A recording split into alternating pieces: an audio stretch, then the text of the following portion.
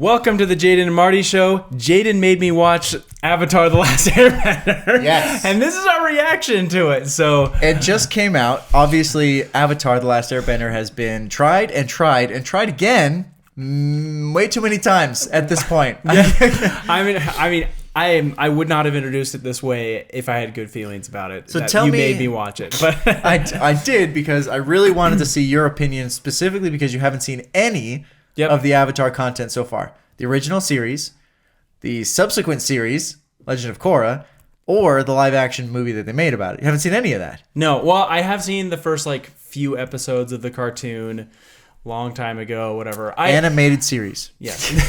Okay, yeah. The animated series. So I've seen some of it. I kind of get the idea, but I haven't seen enough to say I'm a big fan or I know enough about everything and how everything goes. Now you've seen enough to say what in the world. No, so we figured this would be a good perspective, a good conversation to have. Jaden has seen everything there is to see with Avatar.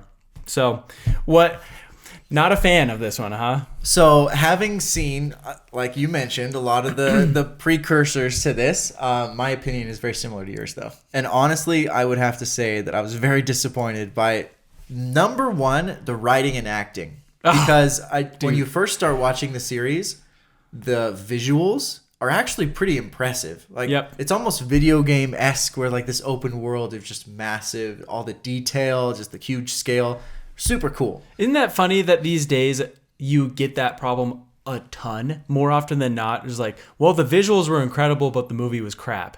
It's almost like they think that people only want to watch TV and movies for the crazy visuals. I'm who do you think we are? We're people. Know. We love stories. We love... And the story is already written. That's the weirdest thing for me. Okay, first 5 minutes of the show, Aang, the main character, flies around, and that a huge element of the story is he can't fly. He has a glider that they actually added in the story, but he flies down from he's flying around. It was a huge. My wife and I, who we watched it together, and she watched them all as a kid, and then rewatched them again with me because I hadn't seen them before. This is a couple of years ago, and it's a very nostalgic series for a lot of people because they watched it when they were kids. It's so fun. And honestly, as an adult, it's awesome still. The original cartoon is so cool. Yeah. It's such a good way of just bringing that humor and fun. The problem is you can't do a live action that's exactly the same as the cartoon. Now I'm saying cartoon.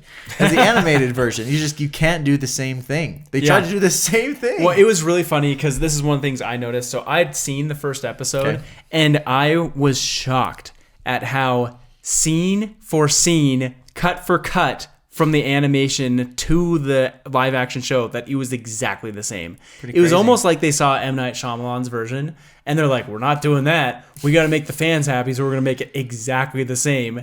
And so they did. But then it turns out, like you were saying, cartoon dialogue does not work in live action. A real person can't say a cartoon's dialogue because they're the weird... with their faces and all the stuff they can do in a cartoon, all the reactions and stuff. Yep, which is funny. Can't do that as a real person. Yeah, it's really wild to see a real person do that. It's kind of awkward. It's very painful to watch. Yeah. I think one of the things that we saw a lot of is just awkward pauses. I feel in all the dialogue, it just doesn't connect well because there's something you just can't do in a real person's voice. But it begs me to ask, if you're going to remake a series exactly the same, what is the point? Yep. Why not re-release it in remastered HD like they did with all the Disney movies 20 years later, release a remastered version. Well, they were just afraid with how it turned out with M. Night Shyamalan. They're just he got torn apart for making it so different. And that was... And then they just did the exact opposite. They're we'll just do the exact same thing as the cartoon. Just re-release it with real people. So weird, dude. It was so awkward. I really wanted to enjoy this because I've heard a lot about the animated show, which, by the way, I will watch it someday. You can the animated version? Yes. I was going to say, you probably won't watch this live action one. I probably will watch the animated version when my children get older. I'll just watch it with them. That'll be fun. But I was hoping the live action one would get me into it and you'd be oh, I love this thing. I'm super excited. But I seriously had a hard time finishing the first episode, and my wife and I were looked at each other at the first one, we're gonna have to tell Jaden we can't watch anymore. Well, the original plan was that we were gonna watch the whole series and then have like a full reaction. Yeah. And my wife and I watched, I want to say, 5 or 6 of the episodes. Yeah. We got so close. Yeah. We almost got there. We fast forwarded to a few key parts, and you had to fast forward through it. Oh, we fast forwarded through a lot of it. It was really painful. That kind of action. Because you wanted to get to the end of it so bad. Oh, some of the elements that are really important, they like tweaked, and some of the elements that don't matter at all, they like made sure were in there exactly the same. And it's just so odd, like the relationship between him and the Earth King Boomy. That's really cool because they were like friends as kids. Yeah. And then Boomy's obviously a lot older because he was trapped in the ice. So then they come back and they're like, hey, gotcha, tricked you, because he's kind of a quirky guy. But in this one, it's like all serious and intense. And you're like, he's a wacky dude. Like, he's supposed to be wacky and fun. Even Aang is supposed to be like way too playful. Like the first thing he does when he wakes up from the ice isn't like, in this new version, he's like, oh, what has happened? Like, oh, where am I? Like, what's going on? The first thing he says is like, let's sled on penguins. Yeah. Like, that's it. That's his whole opening line. It's like they took all that out and they just made it like a little too intense for a kid. I just think I have very high expectations for children actors with the shows that I've seen, like Stranger Things. Like you have incredible talent.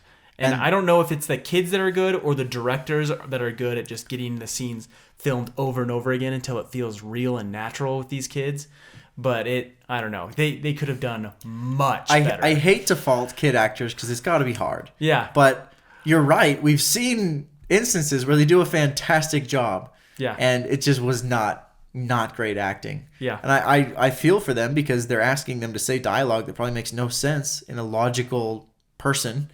But it hurts. It hurts every time you're getting like taken out of a movie. You just don't feel like you're connected to it, and you're like, "Ooh, that's not good." Yeah, it just was killing me. Like so many of those scenes, like I see that they're just trying to copy the cartoon, but it just was so cringy. It was just so cringy. I just wanted you gotta focus on that story and focus on just good acting. Can completely break a show. I felt the same way when I watched Ender's Game. Like it was just did you ever watch Ender's Game? You read Ender's Game, right?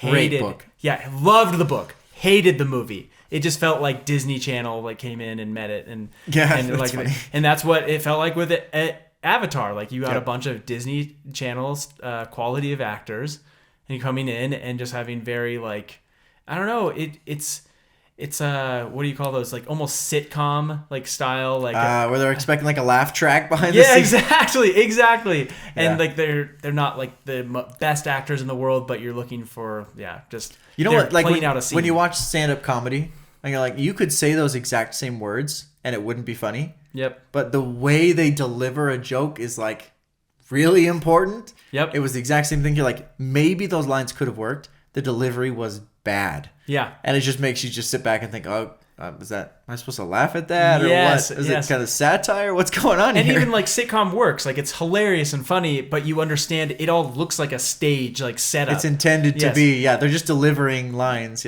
But that's the unfortunate thing about Avatar is that it wasn't supposed to feel that way. No. And it felt very much forced and like a stage setup and just like, I'm going to say my line and this is what it is. I think the original writers of the series were supposed to be very involved with the creation of the live action version. Yeah. But from what I heard, at least, they took off. Like they did not end up staying. I wonder if that was part of it when they said like, they're just line for line. Like, well, we lost the writers, so we'll just use what they wrote last time. Oh my gosh. Just roll with that and see what happens. That is insane. That is horrible. Oh, guess how much they spent on each episode. Oh, do I This is my favorite. Know? Yeah, you don't want to know, but you're going to know.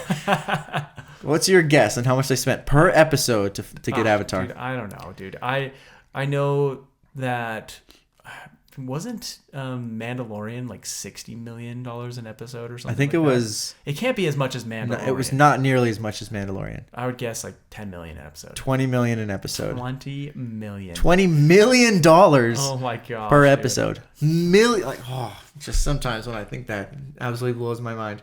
$20 million. That's what they're spending on this stuff. Oh my gosh. But it looked good, didn't it? The CGI guys.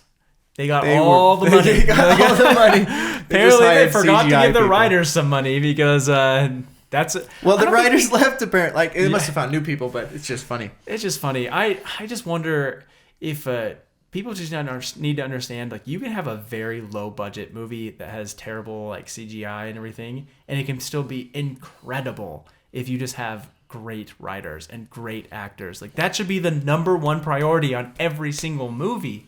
And like, that we've strayed so far. If you watch like the movies from really long time ago, like bordering on black and white, we're talking. Yeah. The dialogue is so good. Yeah. Like they spent so much effort on like quick turnaround conversations and like all the different, because really they don't have much to work with as far as set is concerned. No CGI to speak of, obviously. Yep. But they did such a good job of making funny, quip conversations and just quickly delivering information and all that stuff that the movie's really good, even though they're working with barely anything from materials. Just go back, and even to like not way back, you can even go back to the early 2000s, and you get the movies like the early M. Night Shyamalan movies where you're watching Sixth Sense, Signs. Like, those movies feel very long because they're slow, but it's because of all of its dialogue and conversation and story. But those movies become incredible. Like, even Lord of the Rings does this. Like, they're slow movies, very slow paced, even compared to Rings of Power that comes out later. People still quote Lord of the Rings dialogue. Yeah, like, it's that powerful and impactful. Yeah, like there's no quoting of these new series they're creating. It's like, okay, it was interesting. It was fun enough to binge, I guess, to waste a bunch of time, and then you never remember it again. Yeah. And CGI has even gotten better since Lord of the Rings, and you still, like, those movies are still classics. They're still like some of the best out there.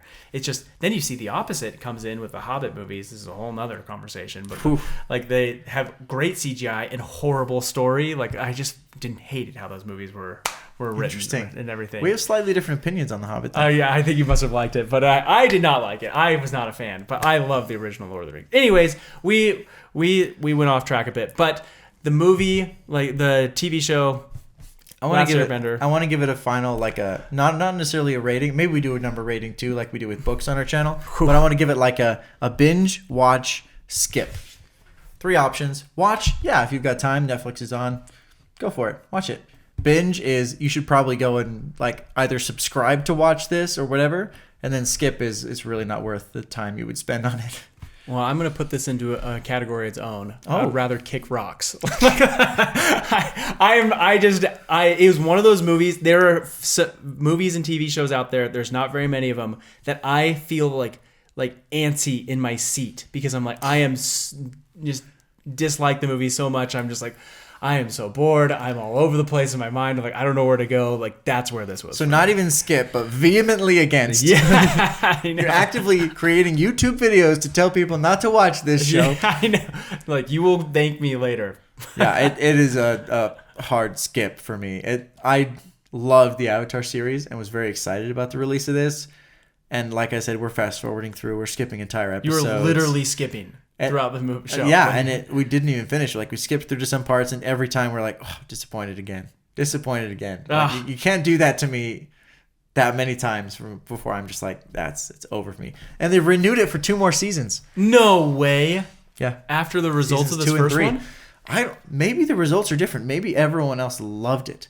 There were some people who were huge fans, and we're going to get torn apart by those. Yeah, tell us in the comments what you thought about it, if you've seen it, if you're planning on watching it, if you saw the original. I really want to know what your thoughts were in comparison. Leave the comments. Let's have that discussion because people must have liked it. Yeah. And Jaden, in my defense, I've never seen it. Jaden has no defense. Jaden has seen the whole animation. It's bad. He still hated it. I know that it's bad. I would go up against anyone. You can tell me, hey, the CGI was really great. Okay, I'll give you that. Yeah, it is actually the earth bending in the very beginning, super cool. Really I'll tell impressed. you that's cool. Also, but you can't tell me that rescued the movie. That is true. Though I will say my favorite part was the whole the bending or just in general? The woolly mammoth things. Those air bison? That was probably the coolest part of the show. Yeah. I love that. The air bison is pretty cool. Appa the air bison. Appa. Very cool. So I would say I was a fan. That was the one thing that had redeeming qualities in the show. So. Not even Momo? Did you meet Momo? I don't think I did. He's a lemur? Yeah. He's funny. Yeah. Sokka is probably the most hilarious part of the original cartoon. Yeah. And they absolutely destroyed him. It's so sad. I mean, he's very sexist in the show, but part of his character arc is that he thinks he's like this man's man Yeah. the whole time, and then like women can't fight and all this stuff. And he learns very, very significantly over the course of the series that like he's very wrong, and he like develops this respect for like the power of women. And, Very cool. And it's like that's a cool arc, but he's a little offensive in the first part. But that's part of it. I don't know. Yeah, you need characters that hard. learn over time. It's hard to say that everyone has to start politically correct so that they can then. What's their development look like? There is no development. Yeah. So it's a skip from me. It's a kick rocks instead from Marty. And unfortunately, that's our review. And not a good look for Netflix from our perspective. But hopefully they can do much better with 3 Body Problem. I know. Which we're very excited about. I'm glad you mentioned it. I hope they redeem themselves. Subscribe so you catch it. There will be a review for sure. We just read the book recently, so it'll be fun to compare those things. And we're excited. We're giving it a chance. We're giving Netflix a chance on this. Oh yeah, gotta. So it'll be fun. It's great. Made by the creators of Game of Thrones. So hey, they've got a track record. Except for that last movie. Apparently, it had no book, so they messed it up. But yeah, I wouldn't know. We'll see. But anyways, catch us then. Subscribe, comment. Let us know what you think. See you in the next one.